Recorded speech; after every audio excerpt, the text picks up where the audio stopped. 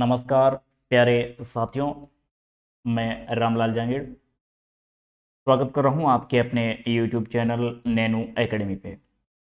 साथियों, इस वीडियो में अपन BSTC के बारे में जानकारी प्राप्त करेंगे। BSTC क्या है, सर्वप्रथम अपन जानकारी प्राप्त करेंगे BSTC है क्या। उसके बाद में BSTC करने के क्या फ़ायदे हैं, और उसके बाद में अपन चर्चा करेंगे BSTC का नोटिफिकेशन कब जारी होगा, BSTC का जो कि नोटिफिकेशन है वो कब जारी होगा, और उसके बाद में अपन चर्चा करेंगे 4 नंबर पे कि BSTC का सिलेबस है जो कि क्या रहेगा, किस प्रकार से प्रश्न पूछे जाएंगे। वो सारी बातें हैं जो कि अपन इस वीडियो के माध्यम से क्लियर करेंगे। BSTC क्या है, BSTC के फायदे क्या हैं, BSTC करने के फायदे क्या हैं, और नोटिफिकेशन कब जारी होगा, और सिलेबस किस प्रकार से रहेगा, उसके बारे में पूर्ण चर्चा है जो कि इस क्लास में अपन करेंगे। BSTC क्या है, हालांकि आप लोगों को पहले से पता होगा, जानकारी आप लोगों ने की होगी, तब आप लोग ये वीडियो देख रहे हैं कि BSTC मुझे क्यों करनी चाहिए। फिर भी मैं स्वयं BSTC योग्यताधारी हूँ, BSTC B.Ed योग्यताधारी हूँ, और इसके साथ में 4-5 साल से मैं जो निजी कोचिंग क्लासेस हैं उनमें अध्यापन कार्य, BSTC का अध्यापन कार्य करवा रहा हूँ। हालांकि मैं राजकीय सेवा में अध्यापक हूँ, तो इन्हीं के साथ में BSTC के जो भी विद्यार्थी हैं, PTT के विद्यार्थी हैं, उनको मैं कोचिंग करवाने का कार्य करता हूं। तो जितना मेरा अनुभव है वो आपके साथ में साझा करूंगा। तो इसमें साथियों BSTC क्या है, क्यों करनी चाहिए, क्या फायदे हैं, नोटिफिकेशन और सिलेबस।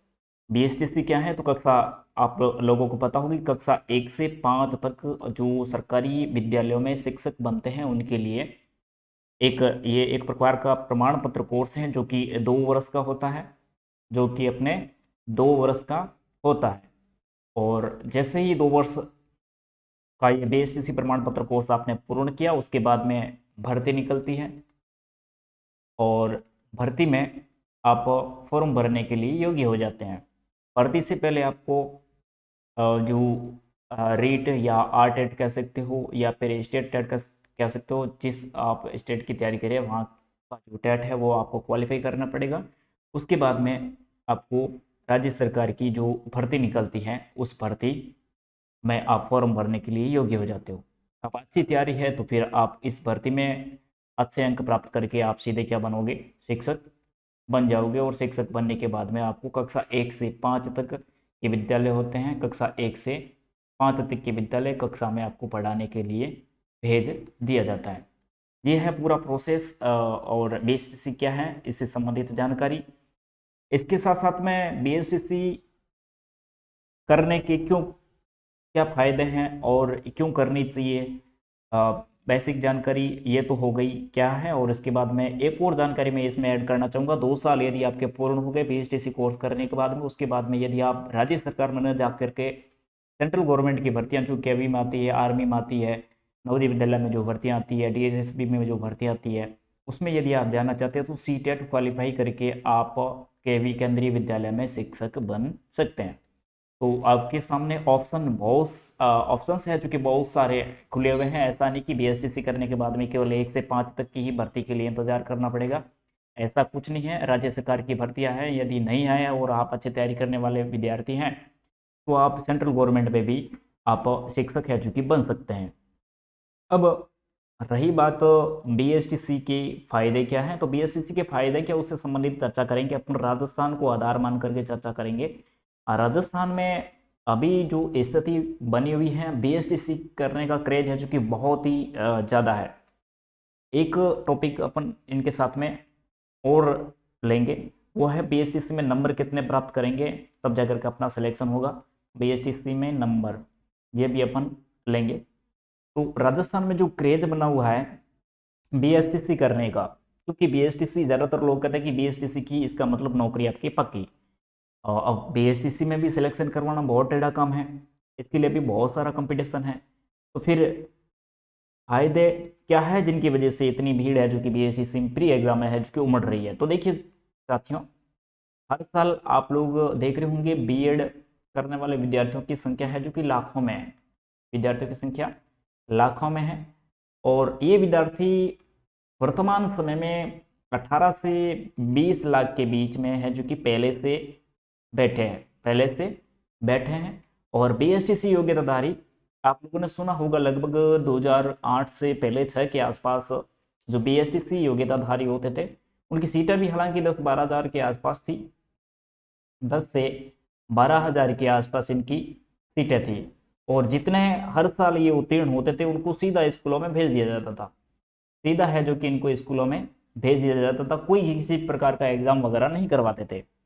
उसके बाद में सरकारें चेंज हुई, सरकारों ने धीरे धीरे कुछ बीच में योग्यता एग्ज़ाम वगैरह और फिर एक और एग्ज़ाम डाल दिया, तो इसलिए एग्ज़ाम होना शुरू हुआ।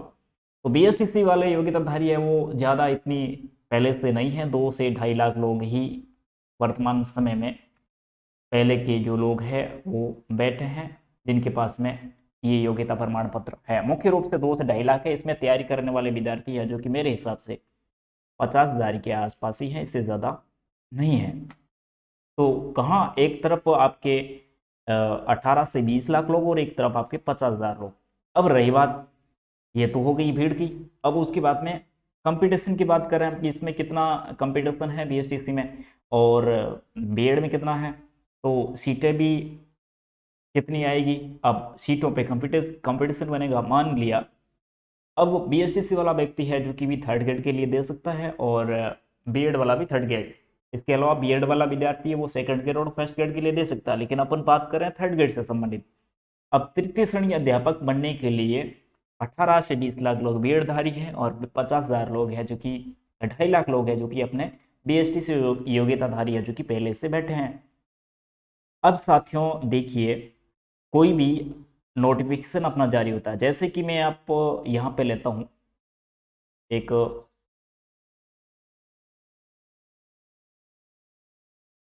थोड़ा सा इसे नीचे कर लेता हूँ, यहाँ पे जो अपन कह सकते हैं कि जो 3rd ग्रेड का नोटिफिकेशन जारी होता है उसमें अपने सीटें मान लेते हैं कि 30,000 सीटें आई, ठीक है। 30,000 सीटें आई तो इन सीटों का क्या होता है, विभाजन होता है बीएड और बीएसटीसी में। अब एक तरफ तो बीएड योग्यताधारी आ गए और एक तरफ आ गए बीएसटीसी योग्यताधारी। अब बीएड वालों, अब सरकार क्या करती है कि बीएड वाले संख्या ज़्यादा है, हालांकि पोस्टें इसमें ज़्यादा देने की कोशिश रहती है क्योंकि बीएसटीसी में पोस्टें खाली ज़्यादा रहती है कक्षा 1 से 5 तक। अब बीएड में क्या होता है कि ज़्यादातर मामलों में, हालांकि पहले बीएसटीसी में सीटें ज़्यादा थी, ज़्यादा देने की कोशिश भी सरकार करती है, फिर भी बीएड वाले विरोध करके बराबर सीटें ले आते हैं। तो ये 15,000 सीटें इनको मिली और 15,000 सीटें है जो कि बीएसटीसी वालों को भी मिली। अब बीएड में क्या होगा, इन 15,000 सीटों में ये 15,000 सीटें हैं जो कि विभाजित हो जाएगी, ये 15,000 सीटें हैं जो कि अपने विभाजित हो जाएगी। तो वो किस में होगी, देखिए विज्ञान गणित के टीचर के अलग अलग हो जाएगी, उसके बाद में अंग्रेजी की सीटें अलग हो जाएगी, उसके बाद में हिंदी की सीटें अलग हो जाएगी, उसके बाद में सामाजिक विज्ञान की सीटें अलग हो जाएगी। इस प्रकार 4 भागों में ये सीटें हैं जो कि विभाजित हो जाएगी। 15,000 सीटें हैं जो कि 4 भागों में टूट जाएगी।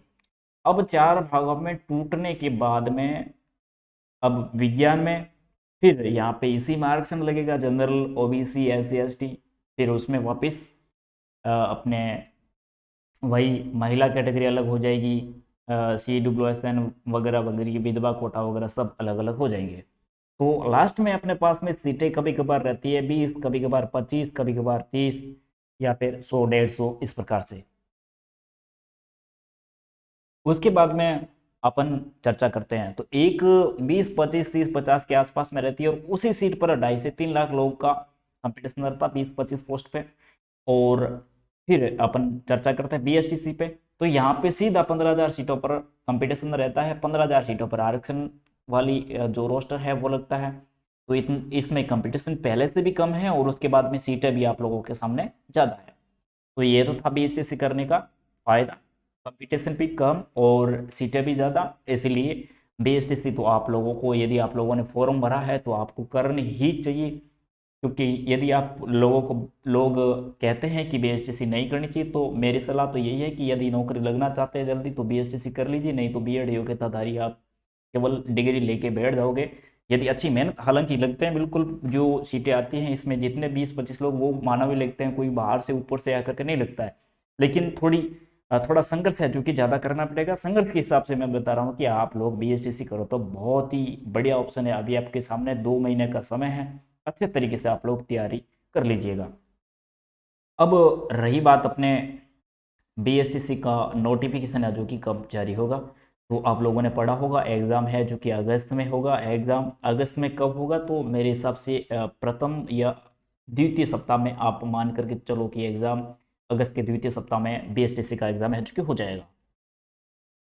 द्वितीय सप्ताह में एग्ज़ाम हो जाएगा और जून में आपका नोटिफिकेशन है जो किसी भी हालत में है जो कि जारी हो जाएगा। और इसकी एजेंसी है जो कि पंजीयन शिक्षा विभाग बीकानेर है, और वो ही हमें पिछले बार भी उसने एग्ज़ाम करवाया था और इस बार भी यही एग्ज़ाम करवाएगी। तो आपको नोटिफिकेशन और एग्ज़ाम से संबंधित कोई टेंशन लेने की ज़रूरत नहीं है। एग्ज़ाम भी हो जाएगा समय पे और नोटिफिकेशन भी समय पर जारी हो जाएगा। ये तो ही बात नोटिफिकेशन की, और उसके बाद में अपन चर्चा करते हैं सिलेबस। सिलेबस किस प्रकार से रहेगा और सिलेबस में कौन कौन से भाग है जो कि आपके लिए उपयुक्त हैं और किन भाग पर आपको अच्छी तैयारी करनी है। तो कुछ यहाँ पे अपन सिलेबस के बारे में बढ़िया तरीके से समझेंगे। सिलेबस ही जानना आपके लिए बहुत ही ज़रूरी है। यदि आप लोगों ने सिलेबस अच्छे तरीके से नहीं देखा है या फिर अच्छे तरीके से लिखा नहीं है तो फिर काम है जो कि टेढ़ा हो जाएगा। तो आप अपने पास में नोटबुक लेके बैठिएगा और सिलेबस किस तरीके से विभाजित किया हुआ है, मार्किंग प्रणाली क्या है, किस प्रकार से नंबर दिए जाते हैं, उनके बारे में अपन अभी चर्चा करेंगे। फिर प्रत्येक भाग का विस्तृत सिलेबस है जो कि मैं भी आपके सम्मुख है जो कि रखूँगा। तो बीएसटीसी का सिलेबस है जो कि 4 भागों में विभाजित है। भाग 1, ये भाग 2, 3 और 4। अब 4 भागों में विभाजित है। पहला भाग है अपना मानसिक योग्यता, मानसिक योग्यता, मेंटल एबिलिटी कह सकते हैं इसे। उसके बाद में आपका राजस्थान जीके का भाग रहेगा। इसमें राजस्थान से संबंधित आर्ट, कल्चर, अपना इतिहास और भूगोल, राजनीति से संबंधित प्रश्न हैं जो कि पूछे जाएंगे। राजस्थान जीके हो गया। और उसके बाद में अपना शिक्षण अभिरुचि वाला भाग, शिक्षण अभिरुचि, शिक्षण अभिरुचि वाला भाग है जो कि आपका रहेगा। और उसके बाद में 4 नंबर पे भाषा वाला भाग रहेगा। भाषा में आपके अंग्रेजी व हिंदी दोनों के प्रश्न पूछे जाएंगे। पीटीटी में मामला अलग था और इसमें आपका मामला है जो कि अलग रहेगा। पीटीटी में क्या था कि आपको हिंदी आप लोगों ने सेलेक्ट की है तो अंग्रेजी सेलेक्ट नहीं करनी होती थी, और यदि अंग्रेजी की है तो हिंदी नहीं करनी होती थी। इस प्रकार से कुछ था। इसके साथ में संस्कृत विद्यार्थी हैं तो उनके लिए संस्कृत वाला भाग रहेगा, लेकिन ज़्यादातर विद्यार्थी अपने अंग्रेज ये जो सामान्य बीएसटीसी से संबंधित हैं तो उनके बारे में अपन चर्चा करेंगे। अब प्रश्न कितने आएंगे, प्रत्येक भाग में से कितने प्रश्न पूछे जाएंगे, कितने अंक के पूछे जाएंगे, नेगेटिव मार्किंग होगी या नहीं होगी, उस पर भी अपन चर्चा करेंगे। पहली बात है अपने मानसिक योग्यता। 50 प्रश्न है जो कि इसमें से पूछे जाएंगे, और टोटली अपने एक प्रश्न को 3 अंक का होगा। 150 अंक का सारा मामला है जो कि इसमें रहेगा। सेलेक्टेड टॉपिक है, इसमें ज़्यादा विस्तृत सिलेबस भी नहीं है, बिल्कुल सामान्य सिलेबस है इसका। राजस्थान जीके में भी आपके 50 प्रश्न हैं जो कि पूछे जाएंगे। टोटल प्रश्न आपके जो प्रत्येक प्रश्न है वो 3 अंक का होगा। इसमें भी 150 अंक है जो कि रहेंगे। और इसके साथ में आपके शिक्षण अभिरुचि के 50 प्रश्न पूछे जाएंगे। प्रत्येक प्रश्न 3 अंक का रहेगा और टोटली अपने 150 अंक रहेंगे। साथियों, शिक्षण अभिरुचि वाला भाग है जो कि मैं चैनल पर प्रत्येक 7 आपके टॉपिक है, 6-7 टॉपिक है, उनको बढ़िया तरीके से तैयार करवाऊंगा। आप भी उन्हें बढ़िया तरीके से देखिएगा।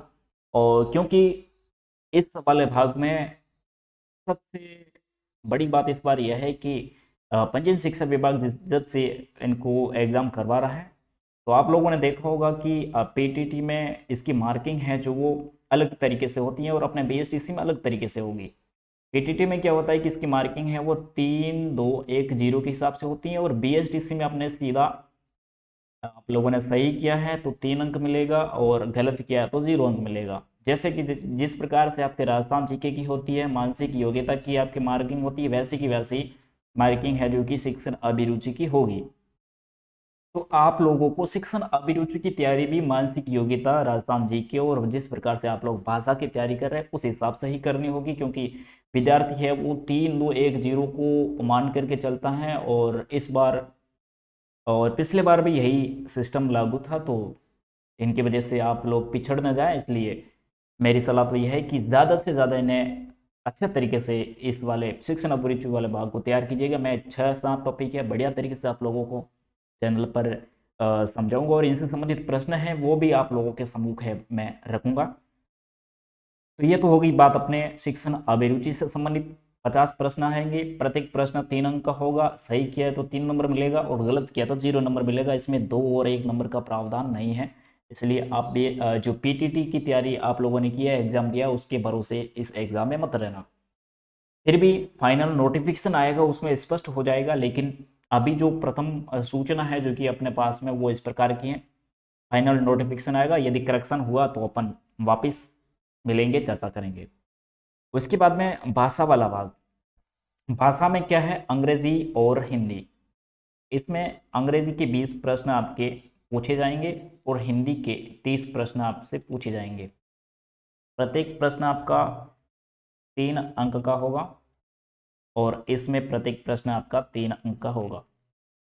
इसमें अंग्रेजी के 60 अंक और हिंदी के 90 अंक, इस प्रकार से टोटल मिलाकर के 150 अंक का जो भाषा वाला भाग है जो कि आपके रहेगा। कुल मिलाकर के अपने बीएसटीसी का सिलेबस है, सिलेबस के बारे में अपन ने चर्चा की। पहला भाग अपना हो गया मानसिक योग्यता, और मानसिक योग्यता के साथ में 50 प्रश्न आप लोगों से पूछे जाएंगे। 3 अंक का एक होगा, टोटली 150 अंक। और राजस्थान जीके वाला भाग, इसमें भी 50 प्रश्न, एक प्रश्न 3 अंक का, और टोटली 150 अंक।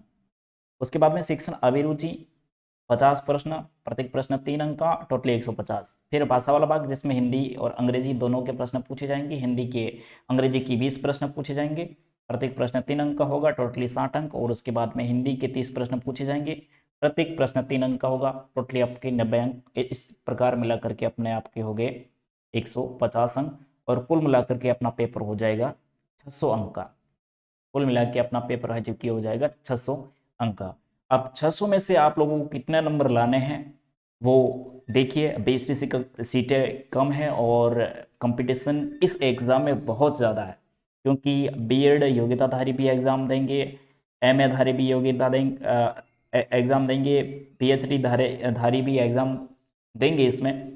फिर भी आप लोगों को अच्छे तरीके से तैयारी करनी है। आप फ्रेश हैं, बिल्कुल कंपटीशन का अनुभव नहीं है, तो फिर अपन एक मैं मेरे अनुभव के साथ में अनुभव आप लोगों के साथ में साझा करता रहूँगा, और किस प्रकार से इस एग्ज़ाम को क्रैक करना है उनकी जानकारी है जो कि आप लोगों के साथ में साझा करता रहूँगा। बीएसएससी में नंबर कितने लाने हैं, तो आप लोगों का टारगेट तो पूरे में से पूरे का ही होना चाहिए। फिर भी अपनी मेरिट कितनी रहेगी इसमें, तो आप लोग मान के चलिए कि 420 से प्लस आपके नंबर आ रहे हैं, तो ही आप लोग हैं जो कि इस एग्ज़ाम में या फिर इस सर्टिफिकेट कोर्स के लिए योग्य माने जाओगे। ये केवल अनुमान है, मेरा अनुभव है, क्योंकि कंपटीशन बहुत ज़्यादा है, और जिस हिसाब से कंपटीशन है उस हिसाब से आप लोगों को इतने मार्क 600 में से लाने पड़ेंगे। और उसके लिए आप लोगों को प्रत्येक भाग पर बढ़िया से बढ़िया तैयारी करनी पड़ेगी, नहीं तो फिर अब 100 अंक आप लोगों को तो प्रत्येक भाग में से प्राप्त करने होंगे। अब सब 400 अंक ये हो गए, और इसके अलावा आप लोग कितना तैयार कर पा रहे हो, जो 50 अंक रह रहे हैं उस 50 अंक को कितना बढ़िया तरीके से तैयार कर पा रहे हो, वही आपका सिलेक्शन का आधार रहेगा। और उसके लिए आपको बढ़िया ट्रिक का इस्तेमाल करना पड़ेगा। आप लोगों को पढ़ने के लिए कुछ अच्छी शिक्षण सामग्री का उपयोग करना पड़ेगा, अच्छे मार्गदर्शन का उपयोग करना पड़ेगा, तब जा करके आप इस एग्ज़ाम में, इस दौड़ में है जो कि आगे निकल पाओगे। अब अपन चर्चा करेंगे जो सिलेबस अपन लोगों ने लिखा है, इस सिलेबस को अपन विस्तृत रूप से लिखेंगे। आप लोग भी नोटबुक निकाल लीजिए और नोटबुक पर लिखिए कि सिलेबस किस प्रकार से रहेगा और किस प्रकार से आप लोगों को तैयारी करनी है। सबसे पहले और महत्वपूर्ण बात साथियों मेरी यही है कि आप लोग जब भी किसी भी एग्जाम की तैयारी करो तो सिलेबस आपको याद होना चाहिए। तो इसमें देखिए अपन देखेंगे सिलेबस किस प्रकार से है अपना और किस प्रकार से अपने को तैयारी है जो कि इसमें करनी चाहिए। तो पहला अपना भाग इसमें दे रखा है मेंटल एबिलिटी का। इसमें 50 प्रश्न हैं जो कि आपके रहेंगे, जिसमें तार्किक योग्यता से संबंधित प्रश्न पूछे जाएंगे और दो वस्तुओं की आंशिक समानता या समरूपता से संबंधित प्रश्न पूछे जाएंगे और विभेदीकरण से संबंधित प्रश्न पूछे जाएंगे और संबंधता से संबंधित प्रश्न पूछे जाएंगे और उसके बाद में विश्लेषण और तार्किक चिंतन। मुख्य रूप से कम ही इसमें टॉपिक हैं, ज़्यादा नहीं है। दो और ये अपना 3 और ये समानता 4 नंबर हो गया और उसके बाद में 5 और ये 6। क्योंकि आपका जो लेवल है वो 12th पास आउट है तो प्रश्न भी बिल्कुल सरल तरीके से पूछे जाएंगे और आप लोग इन्हें बढ़िया तरीके से तैयार करोगे तो सिलेक्शन के करीब आप लोग पहुंच जाओगे। अब सबसे बड़ा भाग है जो कि आपका इसमें रहता है जीके वाला भाग। कौन सा? जीके वाला। अब राजस्थान की सामान्य जानकारी पूछी जाएगी तो राजस्थान के बारे में आप लोगों को पहले से भी ज्ञात है कि राजस्थान की बेसिक जानकारी आप लोगों ने 9th से 12th में काफ़ी सारा मैटर है जो कि आप लोगों ने पढ़ लिया है। तो इसमें इतिहास से संबंधित प्रश्न पूछा जाएगा, राजस्थान का इतिहास, और उसके बाद में राजस्थान की राजनीति पूछी जाएगी और कला और संस्कृति भी पूछी जाएगी और इसके साथ में साहित्य वाला भाग भी पूछा जाएगा और उसके बाद में आर्थिक पक्ष और भौगोलिक पक्ष भी पूछा जाएगा, लोक जीवन, सामाजिक पक्ष और पर्यटन पक्ष इनसे संबंधित पूछा जाएगा। और इन मेरी आप लोगों से एक सलाह है कि आप बड़ी बड़ी बुक या गाइड लेकर के न बैठें। इसके लिए आप एक राजस्थान में कक्षा 9 से 10th में राजस्थान का इतिहास, कला, संस्कृति की किताब चलती है और लेखक उसमें भी अपने राजस्थान के सबसे बड़े लेखक पवन भौरिया जी है, उनकी ये वही बुक राजस्थान बोर्ड में भी चल रही है। तो उन बुक को भी यदि आप लोग पढ़ लो तो भी आपका काफ़ी जो मैटर है वो तैयार हो जाएगा। और पहले से आप लोगों का जीके तैयार है तो फिर कोई बड़ी बुक है वो आप सेलेक्ट कर सकते हैं। फिर भी यदि आप नए सिरे से पढ़ना चाह रहे हैं तो ये 9 से 10 वाली बुक ले लो, नहीं तो इसके अलावा पहले चलती थी 9 से 12 की राजस्थान अध्ययन, उन्हें आप अच्छे तरीके से तैयार कर लो। ये साहित्य वाला भाग है जो कि अभी है, जो कि 9 से 12, 9 से 10 में शायद जो 10वीं क्लास की बुक है कला व संस्कृति की, उसमें साहित्य वाला भाग बहुत ही बढ़िया तरीके से दे रखा है और प्रश्न ज़्यादातर मेरे हिसाब से उन्हीं में से पूछे जाएंगे। उसके बाद में अपना भाग रहता है टीचिंग एप्टीट्यूड का, शिक्षण अभिरुचि का। अब शिक्षण अभिरुचि में प्रश्न किस प्रकार से पूछे जाते हैं, ये आप लोग शिक्षक बनने जा रहे हैं तो इनसे संबंधित प्रश्न आपसे पूछे जाएंगे, सीधी सी बात है। तो शिक्षण अभिचिंतनता के 50 प्रश्न, टोटल 150 अंक। पहला टॉपिक आपका इसमें रहेगा शिक्षण और अधिगम, टीचिंग और लर्निंग, शिक्षण पढ़ना और पढ़ाना और सीखना। शिक्षक पढ़ाएगा और छात्र अधिगम करेगा, ये टॉपिक रहेगा। उसके बाद में नेतृत्व के गुण, नेतृत्व के गुण से संबंधित प्रश्न पूछे जाएंगे और उसके बाद में रहेगी अपनी सृजनात्मकता वाला भाग। और ये 3 नंबर टॉपिक हो गया, ये 2 नंबर टॉपिक हो गया नेतृत्व के गुण। और उसके बाद में CCE यानी कि सतत एवं व्यापक मूल्यांकन, इसके बारे में पूछा जाएगा। और फिर रहेगा आपका 5वां टॉपिक है जो कि संप्रेषण कौशल। संप्रेषण कौशल एक शिक्षक के लिए क्यों आवश्यक है और कक्षा कक्ष में संप्रेषण है जो किस प्रकार से आप लोग करोगे उसके बारे में। और उसके बाद में व्यावसायिक अभिवृत्ति, प्रोफेशनल एटीट्यूड, उसके बारे में प्रश्न है जो कि आपका पूछा जाएगा। ये तो हो गए अपने 6 टॉपिक। और 7वां अंतिम टॉपिक अपना रहेगा सामाजिक संवेदनशीलता। 7वां टॉपिक है जो कि सामाजिक संवेदनशीलता से संबंधित है जो कि ये प्रश्न आपके पूछे जाएंगे। तो ये तो हो गया अपना जो तीसरा भाग सिलेबस का। और फिर अंतिम में अपना रहता है भाषा वाला भाग। अब भाषा वाले भाग में अपन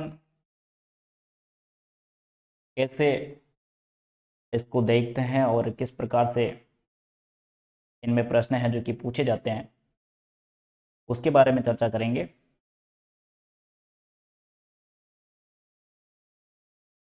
तो तो देखिए साथियों, कुछ तकनीकी एरर आ रहा है।